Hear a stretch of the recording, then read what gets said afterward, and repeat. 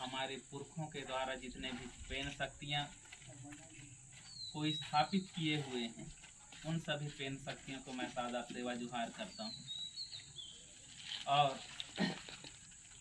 साथ ही हमारे जितने भी बावनगढ़ के पेन शक्ति हैं, उन सभी को मैं सादर सेवा जुहार करता हूँ।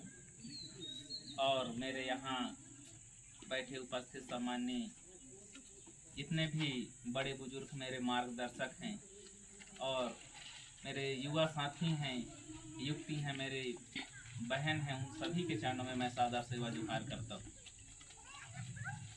आज का जो दिन है, आज हम लोगों ने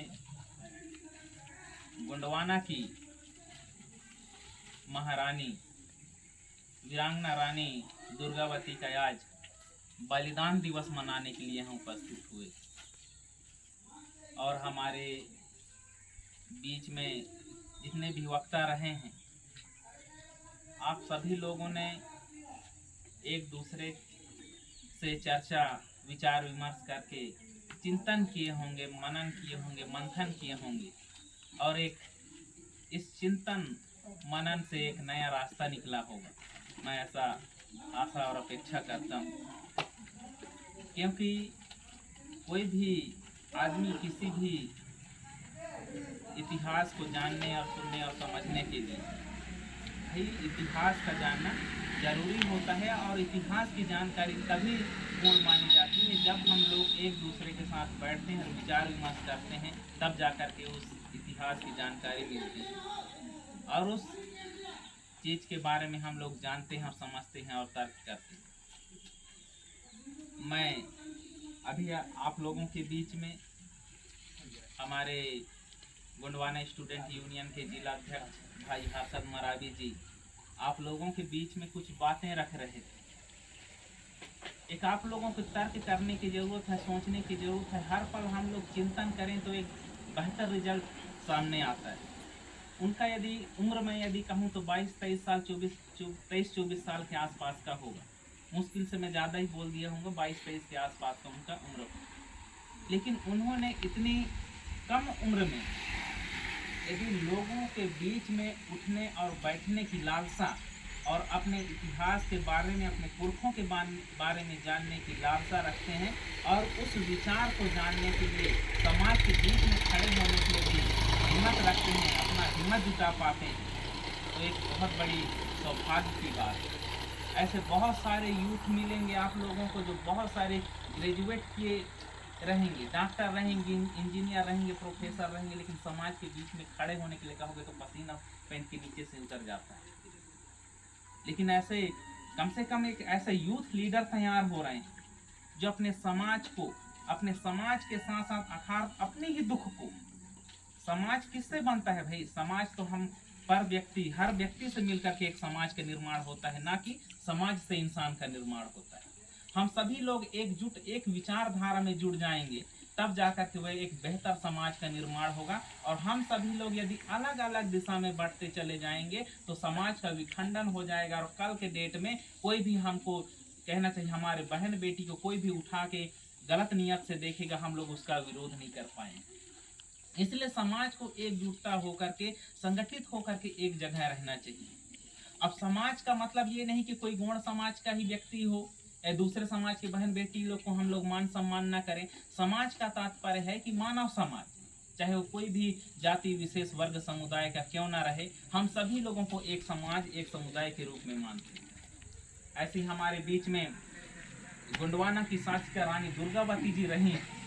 1700 साल तक हमारे गोंडवाना राजवंशों ने शासन किया। तो क्या सिर्फ उस समय क्या गोंड लोग ही थे क्या? नहीं, हर जाति वर्ग समुदाय के लोग थे और सभी लोगों को उनका एक समान अधिकार मिलता था और सब लोग मिलजुल कर रहते थे। गांव में अहीर भी रहते थे जो गाय चराने का काम करते थे, गांव में तेली भी रहते थे जो तेल निकालने का काम करते थे, गांव में पैंका भी हैं और थे जो कपड़ा बुनने का काम करते थे। इतने तमाम प्रकार के लोहार थे जो लोहा बनाने का काम करते थे। बिना लोहार के हम लोग नांगर जो सकता नहीं आए वाले टाइम, लेकिन सभी की एक भागीदारी होती थी, तब जाकर के एक समाज का निर्माण होता था। उसको हम लोग वास्तव में समाज कहते हैं। यदि हम लोग सिर्फ एक चीज को यदि समाज मान कर बैठे, यदि गुण की यदि बात करें तो गुण संपूर्ण कार्य नहीं कर सकता है। अरे भाई, हमको गाय चराने के लिए अहीर की भी जरूरत पड़ती है, तेल निकालने के लिए तेली भाई की भी जरूरत पड़ती है ना, कपड़ा निकालने के लिए पनिका भाई की जरूरत पड़ती है, और जितने भी लोहा बनवाने के लिए लोहार की जरूरत पड़ती है। ये सभी जब मिल करके एक जगह हम लोग इकट्ठा होते हैं, तब जाकर के एक समाज का निर्माण होता है। और इसी समाज के निर्माण में उनकी और हमारी जितने भी गांव की या समाज की जितने भी हमारी बहन बेटियां हैं और आने वाली जो पीढ़ी है, उसको हम लोग किस प्रकार से सुरक्षित रख पाएं, इस पर हम लोग चिंतन और मनन करने की जरूरत है। आज हमारे कहना चाहिए वीरांगना, जिसका आज हम लोग शहादत दिवस मनाने के लिए यहाँ उपस्थित हुए हैं, यदि हमारी जो गोंडवाना की रानी दुर्गावती यदि चाहती तो अकबर के कहना चाहिए चरणों में सरेंडर हो जाती है और अपना जीवन बेहतर जीवन यापन कर सकता है। आज के जो कहना चाहिए दलाल हैं जो समाज के, वो लोग कहना चाहिए समाज के उनका जो रिजर्वेशन मिलता है, आरक्षण मिलता है, उनके बलबूते तो सरपंच बन जाते हैं, लेकिन उन्होंने ही समाज को धकेलने का काम किया।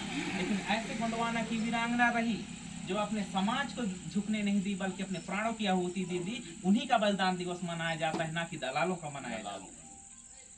इस पर सोचने या समझने की चिंता है। आज हम लोग इस वीरांगना रानी दुर्गावती के इतिहास के यदि पढ़ा जा रहा है, तो उनके बलिदान, उनकी कुर्बानी और उनकी सच्चाई को लेकर के आज हम लोग यहाँ शहादत दिवस मना रहे हैं। यदि ये वीरांगना रानी दुर्गावती यदि कायर रहती, समाज के प्रति वफादार नहीं रहती, तो इनका भी कोई मोल नहीं होता। आज उनकी महिला रही है। हम लोग मातृशक्ति का पहले सम्मान देते हैं। हमारे गांव समाज में सबसे यदि पहले यदि किसी की सम्मान होती है तो मातृशक्ति की सम्मान होती है। गांव में भी यदि देखोगे तो चौरों में यदि स्थापना होती है तो किसी देव की स्थापना नहीं होती है, किसी पुरुष की स्थापना नहीं होती है। वहाँ की यदि देवी रहेगी तो मातृशक्ति ही रहेगी। यहाँ हमारी हमारू खेरवा की यदि कोई दाई यदि कोई शक्ति है तो गौठिन दाई है तो मातृशक्ति। सबसे पहले खेरों को ही कहना चाहिए, खेरवा को ही संभालते हैं, उसी को ही सुमरन करते हैं। उसके बाद जो ठाकुर देव अगल बगल में रहते हैं उनको चिल्लाते हैं। तो इसका मतलब ये, इससे ये पता चलता है कि हमारी जो पीढ़ी रही, जो हमारे पुरखे रहे, कहना चाहिए हमारे पुरखे रहे, वो कितना हम मातृशक्तियों को मान सम्मान का दर्जा दिए। उन्होंने कभी घर के बाहर, गांव के बाहर उन्होंने कभी स्थान नहीं दिया।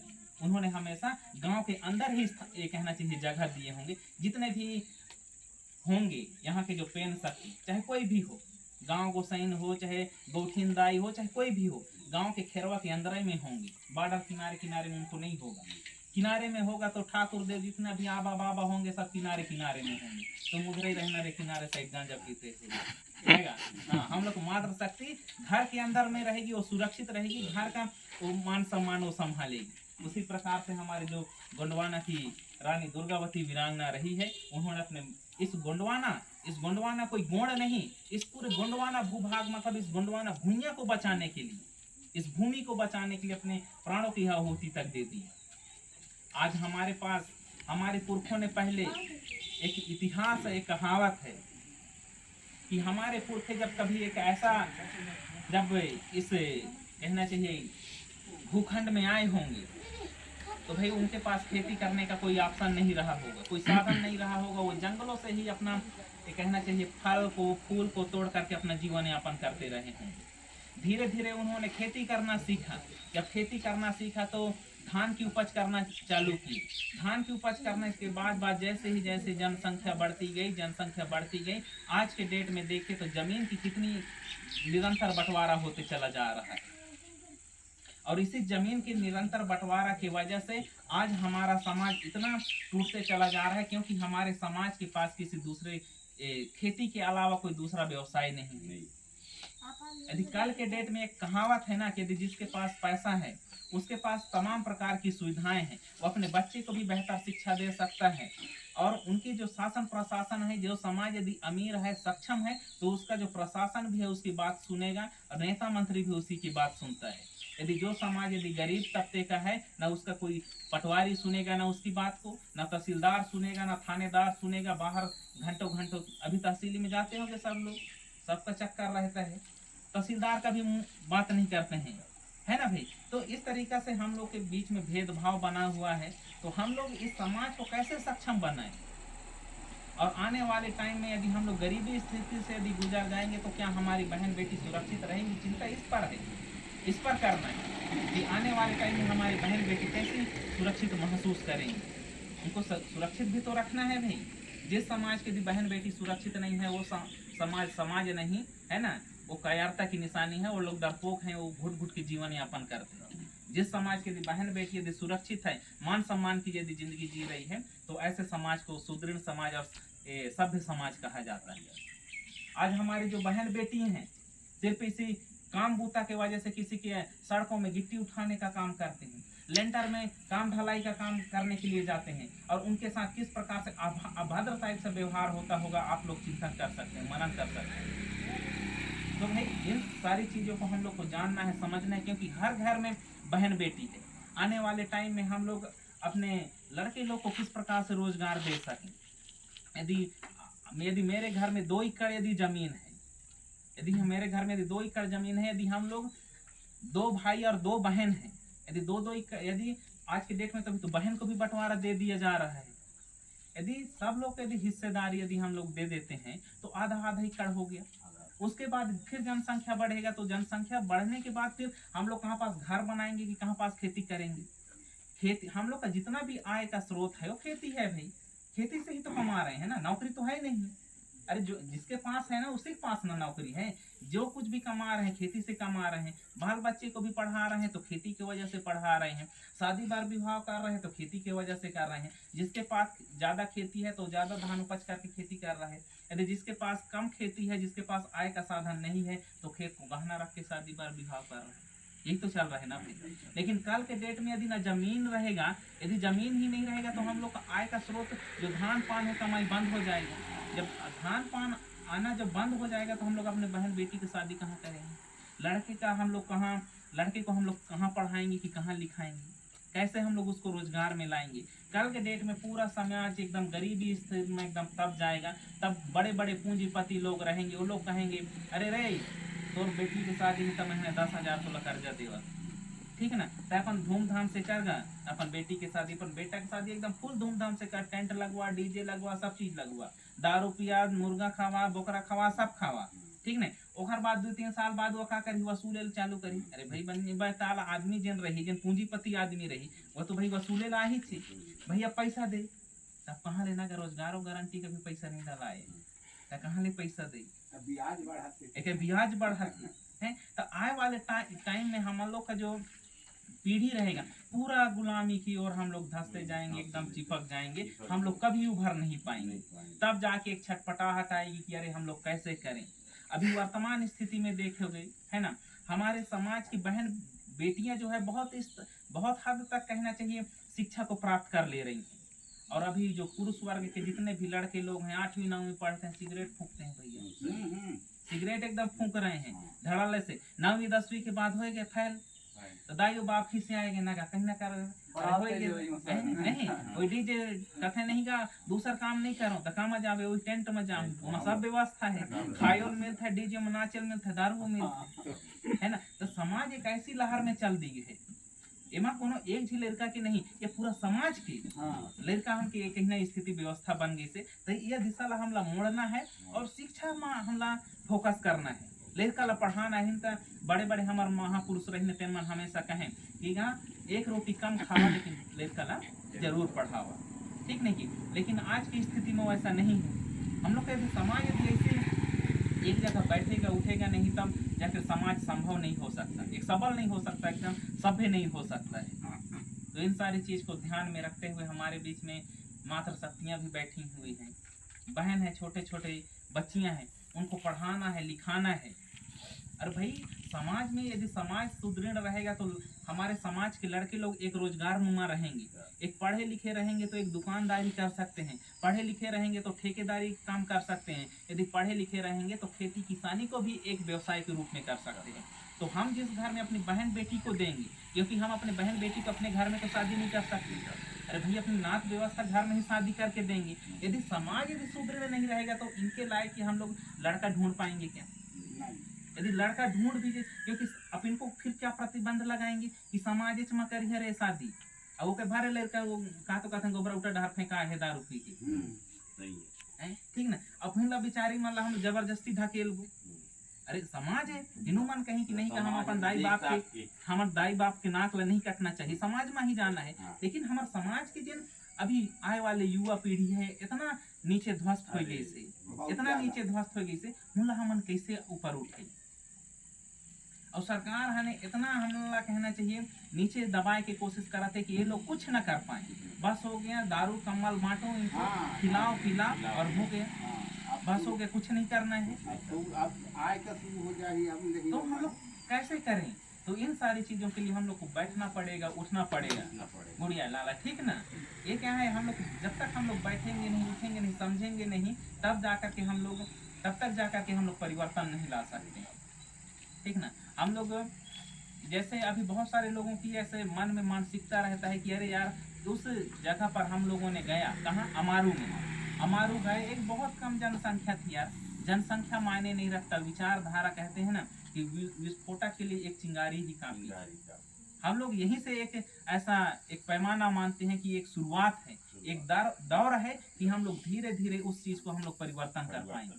अभी की वर्तमान स्थिति में देखोगे तो हमारे जो बुजुर्ग, हमारे जो पीढ़ी लोग हैं, वर्तमान की जो पीढ़ी है, क्या कहते हैं, अरे यार हमारे अभी बहुत टाइम है, कहीं हम बहुत टाइम है, अभी पढ़ लिख लेते हैं 20-25 साल तक, है ना, तो घर में बैठे रही, पढ़ी लिखी होइए, बस पढ़ी लिखी किसना, सिर्फ नौकरी पर, नौकरी पाना है, शिक्षा नहीं है। यदि शिक्षा का तात्पर्य अभी हमारे क्या कहते हैं हर्षद मरावी भैया ने बताइए, ठीक नहीं, कि शिक्षा का मतलब है कि हम लोग इतना उस चीज को तर्कशील हो सके, समाज के बारे में चिंतन कर सकें, अपने बारे में चिंतन कर सकें, आस पड़ोस के बारे में चिंतन कर सकें। दोस्त और दुश्मन का ज्ञान तभी होगा जब हमारे अंदर तर्क करने की शक्ति होगी। यदि हमारे जमीन के यदि कोई हड़पने आ रहा है, यदि हम तो हड़पने आएगा तो डायरेक्ट तो हड़पेगा नहीं बंदूक दिखा के, अरे भाई वो धीरे धीरे खवाएगा पियाएगा, वो बोलेगा महाप्रसाद है ना, महाप्रसाद बाधिता है, इतना बठोड़ा धर के आइए महाप्रसाद, ऐसे करके, ठीक ना, 4 दिन 5 दिन 1 महीना 2 महीना ऐसे से, फिर वो लोग एकदम भड़का ही, अरे ये जमीन तो बेच, जैसे जमीन तो बेच दे, बात मान के एकदम मस्त रेट दिवाएगा, ठीक ना। अब तो लग गया किस चीज का, थोड़ा का, अब पैसा नहीं है तो जमीन तो बिकना है, सही है बात है कि नहीं भैया, अब जमीन बिकना है, जमीन ला बेचते है भाई, अब जमीन ला बेचे के बाद वो तो एकदम फुल लोड, जब तक पैसा है तब तक जमीन भी गया, उनके घर की जो मान सम्मान है वो भी गया, बहन बेटी जिस तरीके से पढ़ाई लिखाई कर सकती तो भी नहीं हो पा रही, ठीक है। तो ये तमाम प्रकार की जो समस्याएं हैं, इन समस्याओं को निपटने के लिए हम लोग कैसे करें, एक चिंगारी ही स्वरूप इस बैठक को हम लोग मानते हैं, ठीक ना भाई। ऐसा किसी को नहीं सोचना है कि हम लोगों ने कम जनसंख्या में बैठा है, क्योंकि कोई भी क्रांति हमारे इस गोंडवाना आंदोलन के अभी जो पुनरुत्थान जो किया है वो दादा मरकाम ने किया है। दादा मरकाम सिर्फ अपने घर से अकेले ही चले, और इतना जब से निकले हैं तब से अपने घर तक नहीं गए। उनका कहना चाहिए यदि घर गया है तो उनका कहना चाहिए एक मृत शरीर गया है। जब से निकले हैं दादा मरकाम जी, झोला झंझट रखे हैं, बस 1-2 ठो कपड़ा, पूरे गोंडवाना समाज, पूरा कहना चाहिए गोंडवाना भूभाग में इस विचारधारा के पूंजीपति और गरीबवाद को लेकर के उन्होंने एक समाज को सबल बनाने का काम किया, तब जाकर के हम लोगों ने आज इस जगह पर बैठे। ये दादा मरकाम की देन है और उनका योगदान रहा है। तो भाई किसी चीज को आज जगह जगह देखिए, हर गांव में, हर क्षेत्र में, हर भारत के हर कोने में, बहुतायत मात्रा में नहीं लेकिन हर गांव में गोंडवाना की जय सेवा की एक गूंज गूंजती है। जब रायपुर और जैसे एक जगह पर इकट्ठा होते हैं तो वैसे एक लोगों को दहशत हो जाती है कि ये कहाँ से पैदा हो। ये दादा मरकाम कोई बहुत बड़े आदमी नहीं थे, ठीक ना भाई, लेकिन एक ऐसी विचारधारा थी, एक ऐसी चिंगारी थी जो लोगों को एक जुटता करके एक जोड़ने का प्रयास किया है। और ये जो कारवां है ये रुकने वाला नहीं है साथी, है ना, ये निरंतर धीरे धीरे आगे ही बढ़ते चले जाएगी। और एक दिन ऐसा परिवर्तन आएगा कि हमारा समाज के जो बाल बच्चे रहेंगे, है ना, एक ऐसी विचारधारा रहेगी, ऐसी विचारधारा के साथ आगे बढ़ेंगे कि हमारे पास भी बड़ी बड़ी फैक्ट्रियां होगी, राइस मिलें होंगी, बड़े बड़े जो उद्योगपति रहेंगे वो हमारे आपके जो बाल बच्चे रहेंगे। लेकिन आप सब लोगों को जुटना पड़ेगा, जोड़ना पड़ेगा। बहन बेटियों के लिए, बहनों के लिए न शादी के लिए लड़का ढूंढना पड़ेगा, ना कहना चाहिए लड़कों के लिए लड़कियों का शादी नहीं ढूंढना पड़ेगा, एक समाज ही उस चीज की व्यवस्था कर देगा और एक बेहतर समाज का निर्माण होगा। तो ये किसी भी प्रकार के घर में ना क्लेश होगा, ना किसी भी प्रकार का जो चीज होगा। आज के डेट में जितने भी समस्या हो रही है वो दारू की वजह से हो रही है और समाज में एकजुटता न बैठने की वजह से ये सारी प्रकार की समस्याएं आ रही है ना। एक कहना चाहिए एक मुहिम है साथियों, एक मुहिम है हमारे बीच में। यदि दो यूथ यदि खड़े हो गए, यदि दो मात्र शक्ति खड़ी हो गई तो ये कहना चाहिए कारवां निरंतर परिवर्तन की ओर बढ़ेगा। सही बात है कि नहीं, है ना। तो अब क्या है, अब मोर डहर उतना गुठिया तो बनबो नहीं करे, है ना, बुद्धन मार काम दादा है ना। तो कहे कुछ कुछ चीज आगे धर के हम जेन एक कारवा रही बैठक रही तेन ला हमला बैठाना है अभी। और बहुत सारा चीज एक समस्या कहना चाहिए सुने बरत है कि हमारे गांव के नहीं बैठेगा। अरे सब बैठे, चिंगारी बस लगाए के जरूरत है, पैरों में एक ही चाखती लगाते हैं अपना बड़ा डंडा पैरा हमें लेसाई जाते हैं। सही बात है कि नहीं। तो कहे थोड़ा सा खुद को परिवर्तन करना पड़ेगा और हमन अभी तक परिवर्तन कहीं ना करथन, दूसरा चीज ला सोचथन तय हनेगा दहेज वाले ला बंद कर दे, तो वो चीज ला हमला भी करना है। हमन कथन कि वो जगह हम बैठे ला सीखबेगा तो हमला पहले बैठना सीखना है। हमन कथन मंच में खड़े होकर गुठियाबेगा नहीं, पहले हमको भी बोलना सीखना है। स्वयं को परिवर्तन स्वयं में आएगी। गोंडवाना की जो विचारधारा है वो दिनों दिन बढ़ती जाएगी। यदि हम लोग दूसरे को परिवर्तन करना चाहेंगे और हम लोग अपने को परिवर्तन नहीं करेंगे तो परिवर्तन संभव ही नहीं। स्वयं में परिवर्तन लाएंगे तब जा करके मतलब परिवर्तन संभव है। ठीक ना भाई, आज के लिए तो मैं इतना ही।